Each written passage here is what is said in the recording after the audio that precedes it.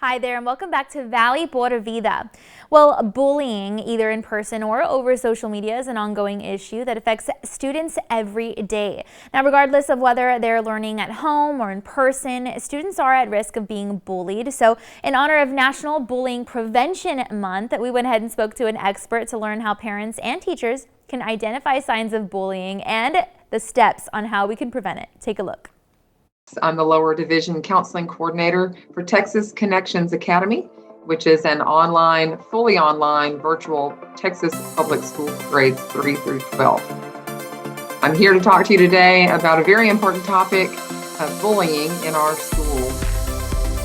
The goal of National Bullying Prevention Month is to bring awareness to families and the community about bullying behaviors in our schools and how they affect our kids. And then in turn, how they affect students' ability to learn, because that's what we're here for. We want our kids to learn and be successful. So bullying can have a negative effect on not just the person being bullied, bully, and students that are bystanders and witness bullying behaviors. So it's important that we're all aware of what some of those behaviors are and how they affect kids in their learning. And I would even point out that adults experience bullying as well. It's not just kids. Any age, any demographic group, any income group, it can happen to anyone. Anyone can be a bully and anyone can be a victim of a bully. And so that's a very important point that people need to understand. Some typical things that we see: changes in a child's behavior, something that's out of the norm for that child. For example, if your child is usually easygoing and happy-go-lucky, and then they start acting a little bit withdrawn, that's beyond the norm for them, or if they start sleeping more, a lot more, they don't want to get out of bed, or they start having headaches and stomach aches that just kind of come out of nowhere.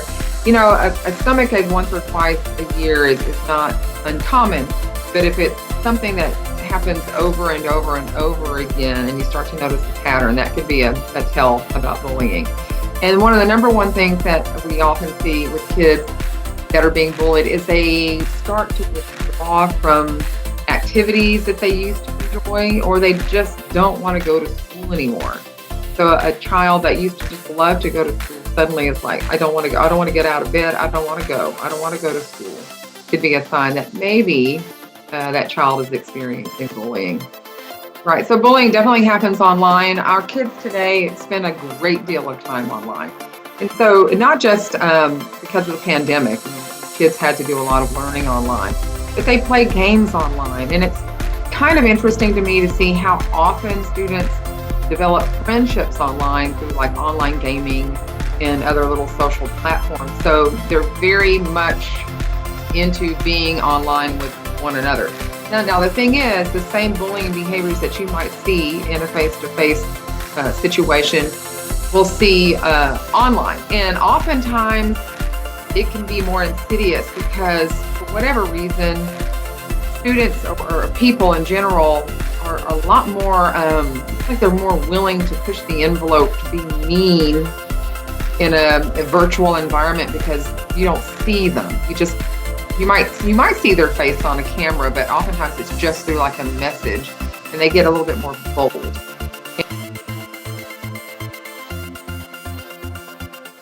We hope parents and teachers can keep these tips in mind and share them with others in honor of National Bullying Prevention Month. And you can always visit any of the websites on your screen if you'd like more information. All right, well, when the idea of placing a loved one in an elderly care facility is proposed, there can be opposition from family members or even the person in need of care themselves.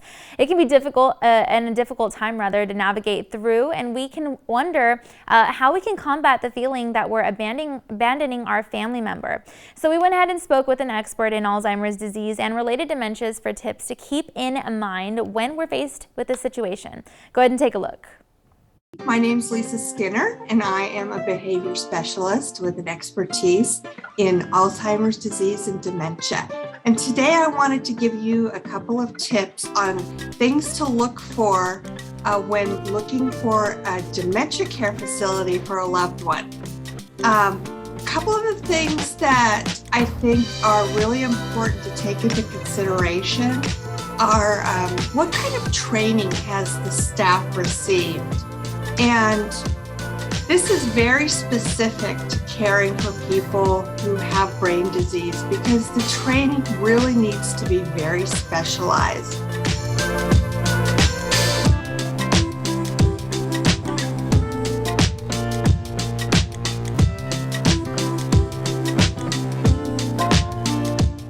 This is a very difficult type of person to care for. There are a lot of unpredictable situations that come up on a day-to-day basis.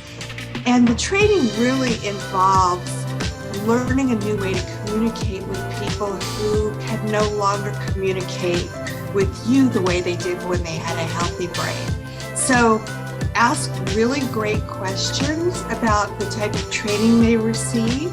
And then the other recommendation I do have is to ask some situational questions.